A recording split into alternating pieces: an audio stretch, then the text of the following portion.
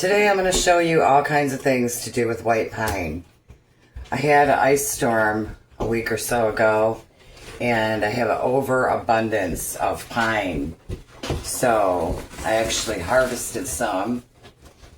I guess it was just a few days ago. So I harvested a bunch of tops, and I have it in a box drying.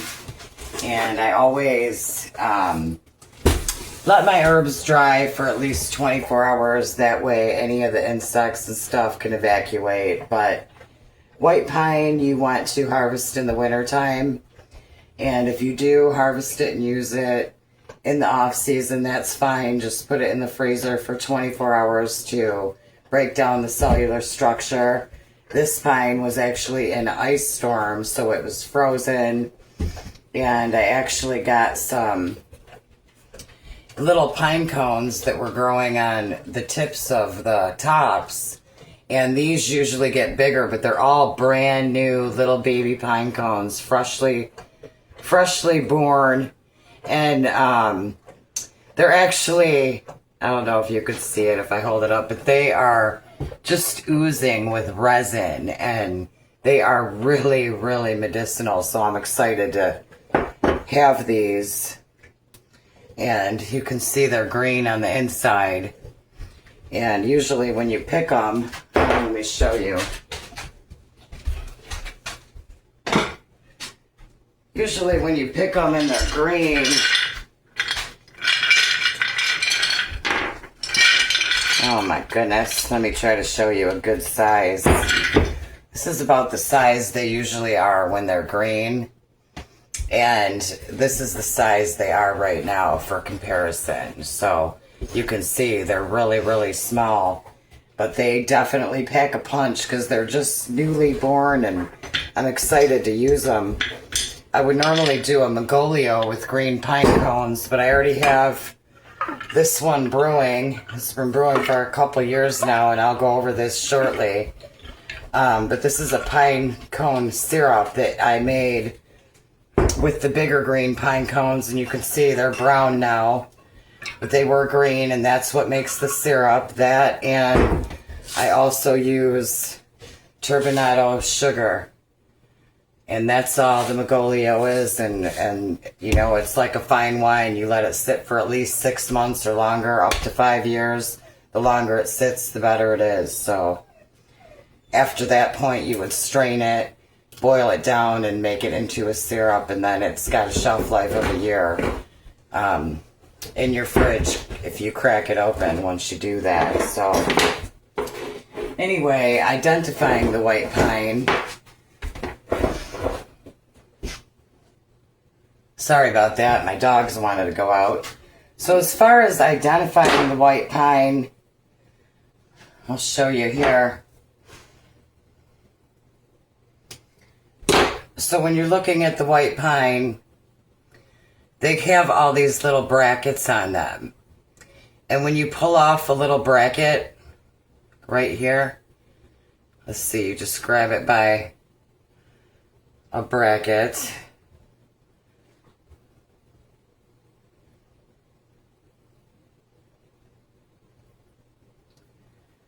Oh, easier said than done. Anyway, I already pulled one off. And it's got 5 needles on it. 1, 2, 3, 4, 5. Just like the letters in white. White pine, 5 needles. So that's a good way to remember.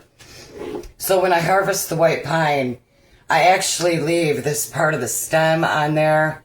And I cut this part. And then this is what I would do to dry it. So I would actually, like these bigger tops. Oh, I missed a little pine cone. I'll add that to my pile. This is what I would use. And I would just go around and harvest these, clip them all off. I go down to, let me show you. Let me try to get a bigger stem so I can show you.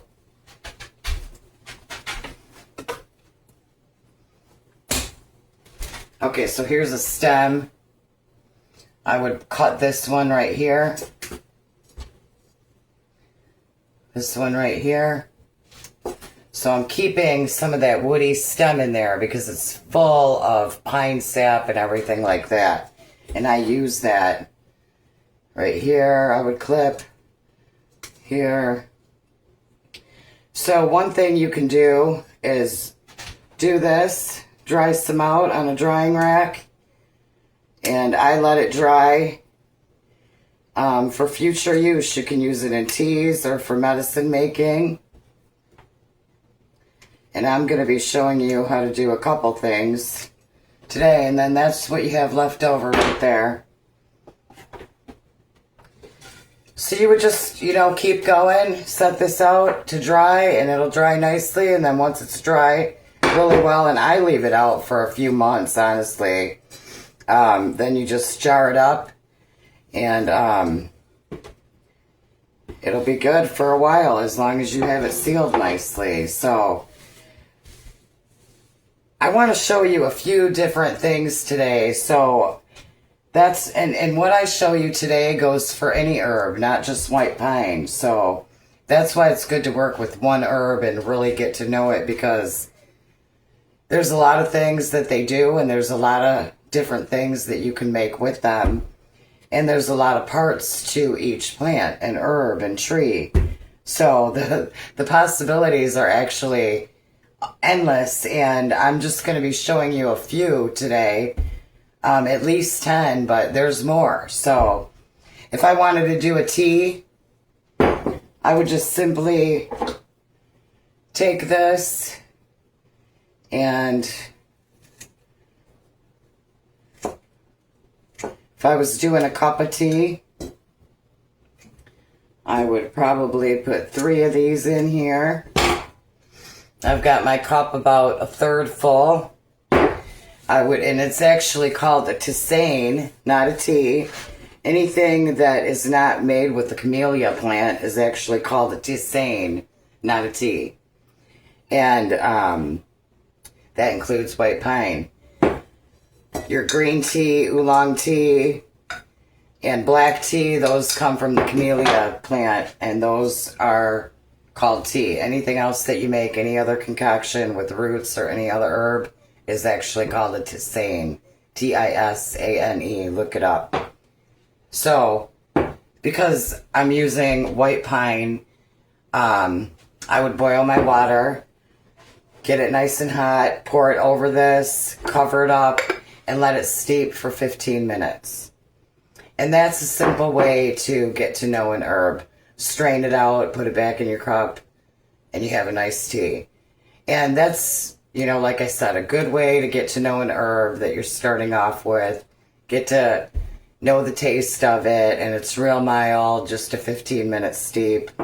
You want to keep the lid covered for that 15 minutes to keep all the volatile oils in there.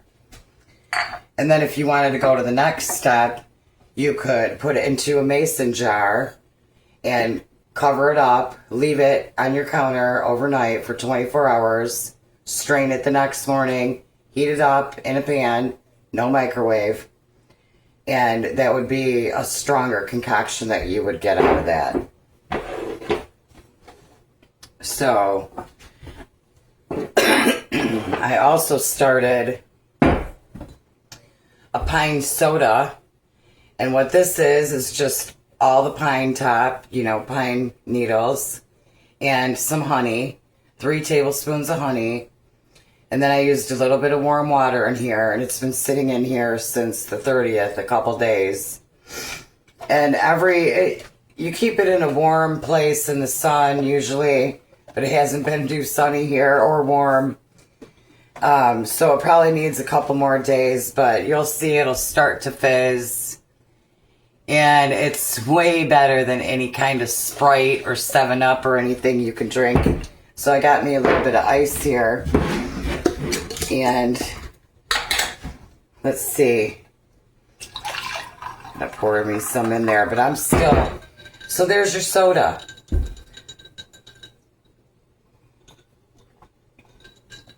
Oh my God, so refreshing. Even 2 days. It's not as fizzy yet, but it still has the soda. So you can drink it warm or cold. My first taste of spring.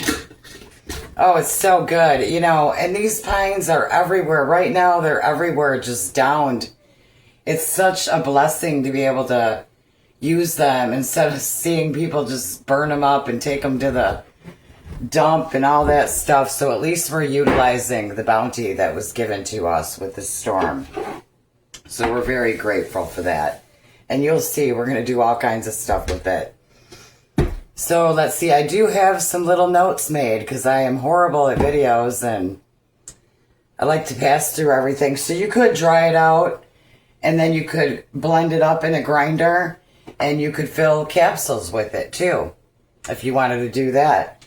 You could also, once you have your tea made, you could strain that out, cook it down a little bit, and you could make a syrup out of it.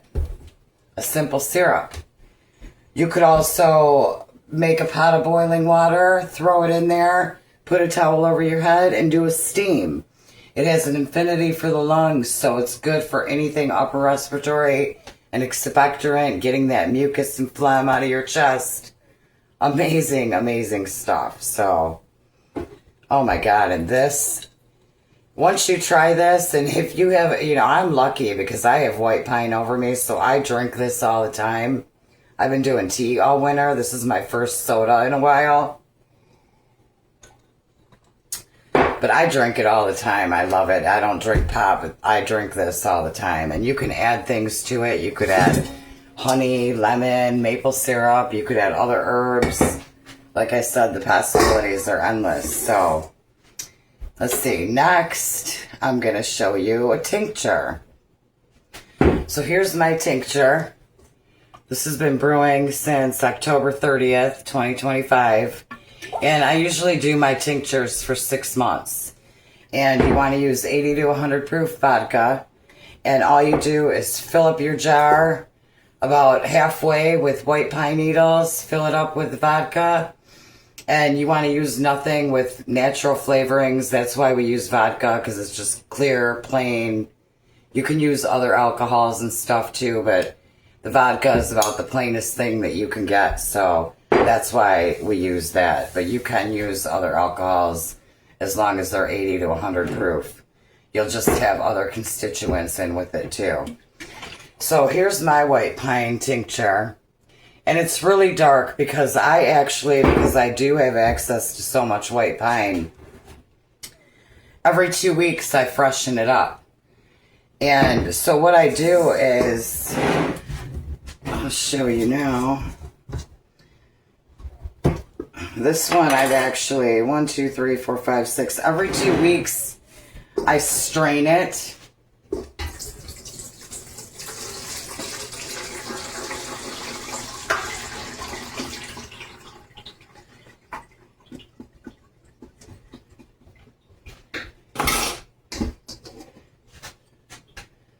Hold on, I gotta let the puppies back in.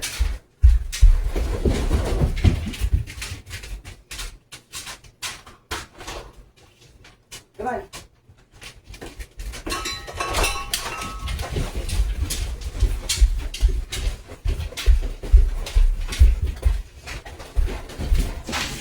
And then I'm gonna add some more pine to the new jar.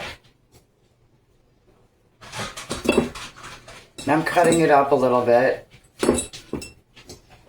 Like I said, this was already frozen and it's been dried out. I don't like to use fresh, honestly. When I do my tinctures, I like to use dry. Everybody does their own way, but I feel like the dried herbs are stronger.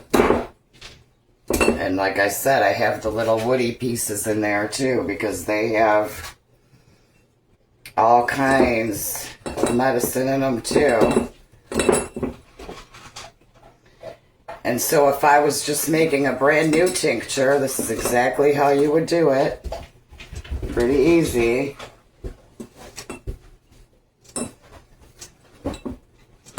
You would fill your jar up this far with your pine and then just top it off with your vodka. But I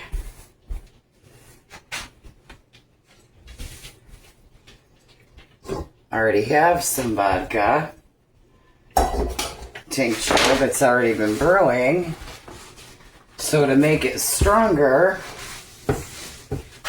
as you can see, that's already pretty dark. I just add this back into the new pine.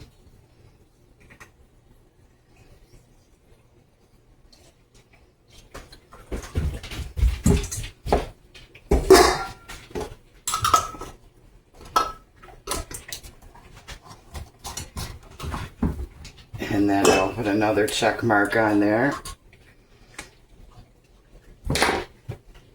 Give it a little shake. And this, you know, just every time you do that, it gets stronger and stronger. And what I do with my other herbs, too, is when they come in season, I leave all my herbs. Here's a dandelion root one. I leave all my herbs in my jars, in my tinctures, okay? I never strain them. But when someone needs one or I need one, then I strain a little bit, fill up my little jar, and then it stays in here. And then when the things come, like this is my dandelion root. And when dandelions come back in season this year, I will strain this and add fresh dandelion root to it. And then it'll just become stronger and stronger. And then I don't use my whole tincture up. I will save like this much down on the bottom. And then I'll make a new fresh batch and add that as the mother into my next tincture. So I always have a little bit of my prior tincture into my new ones. That's another little trick that I do. Okay, so that's the tincture. And I wanted to show you too, because there's other things. Here's the pine cone, a fully grown white pine cone, which also, before they open, they have pine nuts in them, another thing that you can utilize. So many possibilities. And then I also collect the pine catkins and pine pollen, so you can use that in your medicine as well. I don't know if you could see in there really good. And that's the male pollen. I collect them when they're like fresh, and then I put them on a plate, and they open up and pollinate in the plate, and then I can just scrape the pollen off and keep that separate. And then I also keep these to add to teas and to do different things with. And then there's pine resin or pine pitch. And I use that. You can use it in a tea, or you can use it in topicals and salves and stuff like that. And that's some really, really pretty pine pitch. But you see, there's a turpentine craze going on right now with a lot of the herbalists, which I'm not on board with any of that, just because it's corporate turpentine.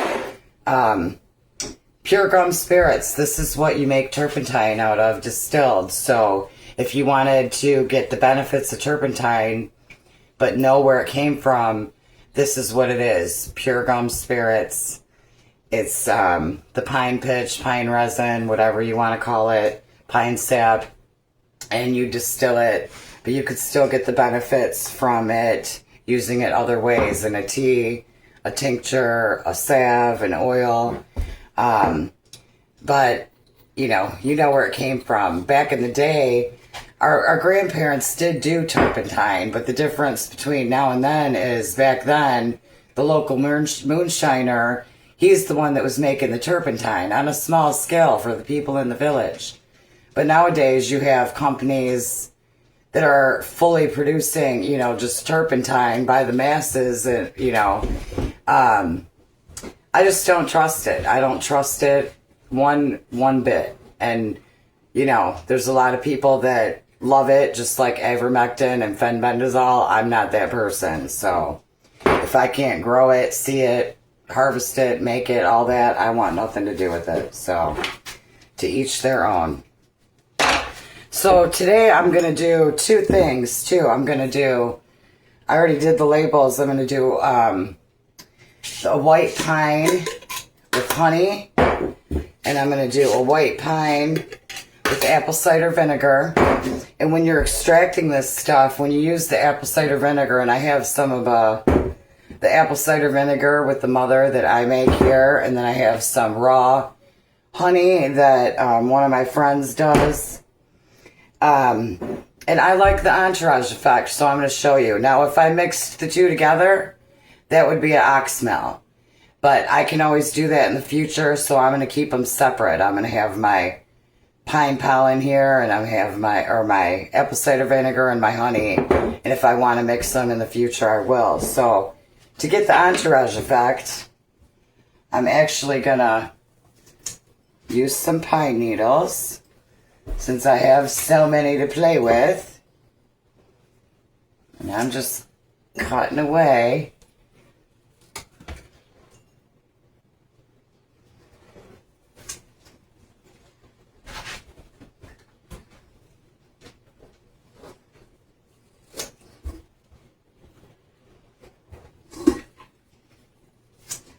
So I like to use all parts of the plants that are edible, like I said, to get the entourage right. So I'm doing 2 different ones at a time. And then I'm going to use, I did pine needle. I'm going to do some catkins and pollen. And I like 3, so I'm going to do 3. 3 pine catkins with some pollen. 3 more pine catkins with pollen in the other one.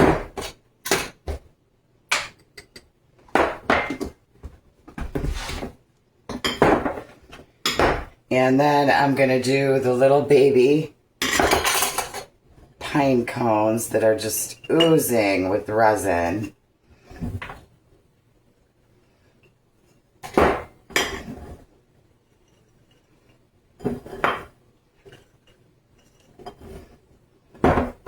Kind of shake them down. I don't want to skimp on these too much. I'm going to add a little bit more pine needles.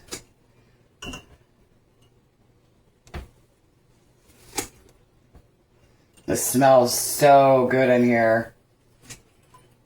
So good. And I'll tell you what. This drink right here is addicting. So refreshing. You gotta try it if you haven't. Okay. So here's both my jars. About halfway full with some extra little pine needles in there.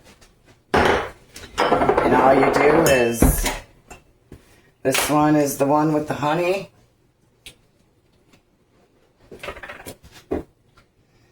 And I'm just going to top it off with honey. You want to make sure everything is covered nicely.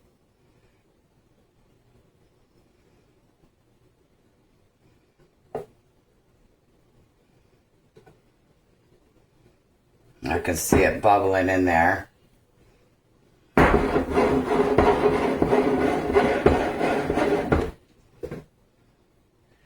And I'm going to fill it up pretty much to the top. I'm going to leave about an inch space in there. I got about an inch on the top. Cover it up.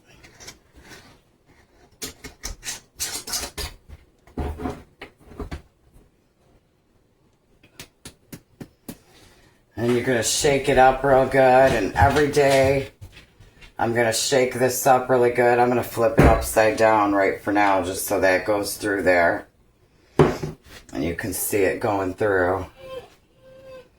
You want to make sure that that honey is covering every bit of this before you stop working with it the first day. Underneath and everything. So I should have been stirring it up as I did that, but I didn't skip that part. And here's some apple cider vinegar with the mother for the other one. Again, I'm going to fill it up. Leave about an inch head space on there. Not enough in these bottles, just enough in these bottles.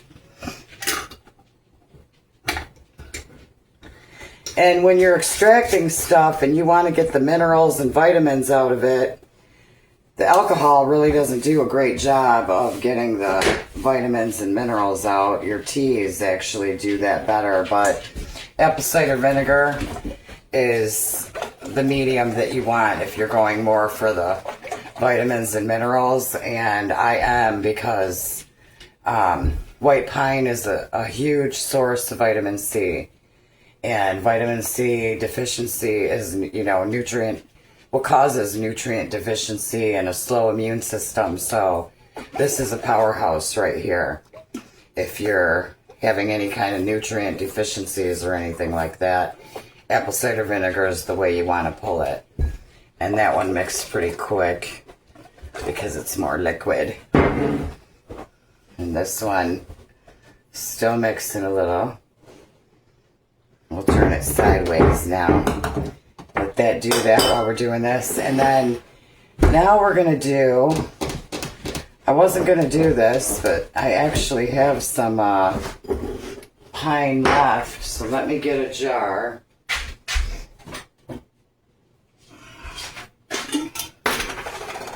Okay, I need a smaller jar. Hold on a second.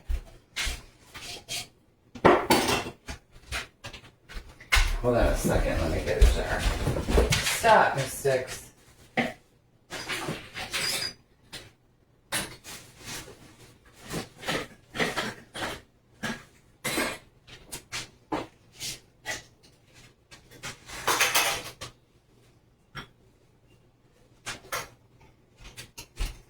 Okay, here's my Magolio. Here's another thing that you can do.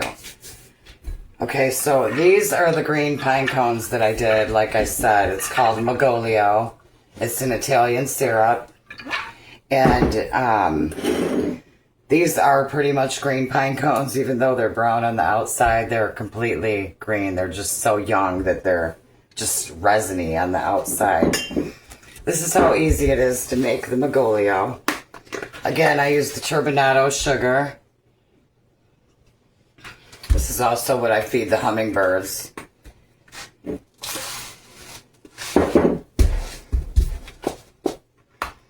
Let's see, so you just do a little bit of sugar.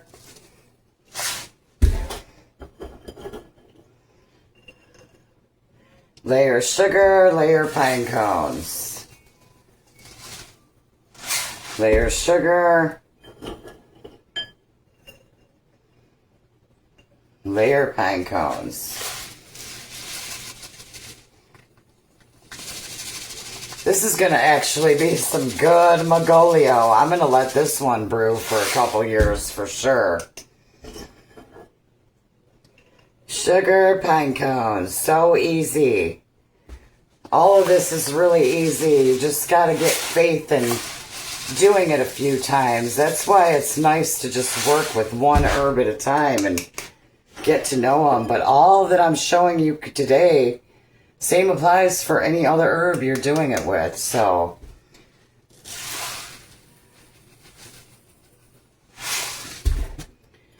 okay, and then the last of our pine cones. You can see I'm just layering sugar, pine cones, sugar, pine cones. And you want to leave a little head space in this one too, about 1 inch, because the first couple months, this really does ferment a lot. So you want to, you don't want to completely seal the lid on this one. You just want to loosely do it, and I'll label it. And every day, I'll actually pop on and show you as it changes. But it'll take a couple days, and it'll start to get a little watery as it ferments. And then, as you can see, after 2 years, it's this dark color. And, you know, like I said, if you let it sit for 5 years, it's even better. But at least 6 months. You'll see different stuff on the internet. But I do my tinctures for 6 months. I do these for at least 6 months too, because you can't rush Mother Nature, and nothing good comes easy. So why not? You know what I mean? So here's my honey getting all mixed up good now. And so, you know, I really just wanted to talk to everybody about white pine, because with the virus that's been going around and everything, and the vaccinations and the testing and the long COVID people have, like, white pine is your best defense against the spike protein. So the more you can do, whether it's pine needle soda, pine tea, with your tincture, you could do oxymel. Like I said, the more you get in you, the better. And I'll tell you what, the kids, they would love this. Way better than any pop that you give them. It's so refreshing. I love it. So it tastes like spring. So anyway, you definitely want to get the white pine in you. And anyone that doesn't have their taste and smell from, going on from any of that, you can also suck on a raw lemon, like a lemon slice, like if you were doing a shot of tequila, just the lemon, and suck on a lemon slice once a day, every day, and your taste and smell will come back.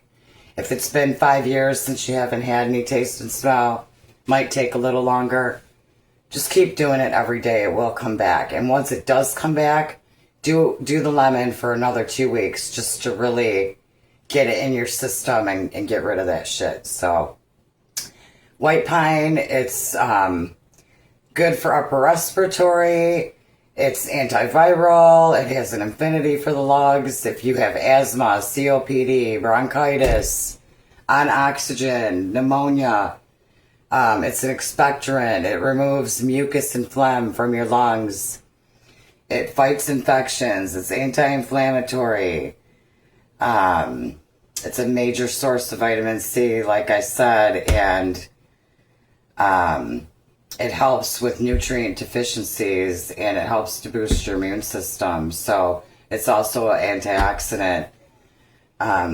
Hope you find all this useful. And like I said, everything that I did here today, you can do with any other herbs. So get to know these herbs one-on-one, and that's the best way to do it. Start somewhere. White pine is the best place to start. Honestly, it's a great start. And it's everywhere it's not everywhere. I'm lucky I'm in Michigan, but Northeast, it's everywhere where I'm at, and hopefully you can find it by you. But it's definitely a good one to get started with and get to know. And stay tuned. Next, I'll be getting on and talking about cayenne pepper, and I'm going to do a garlic, honey, and cayenne pepper ferment. And cayenne pepper, if I added cayenne pepper to any of these, it boosts cayenne pepper, anything that you add it to, it boosts the power of it, and I've saved many lives with it. It's an amazing herb, so stay tuned. Talk to you soon.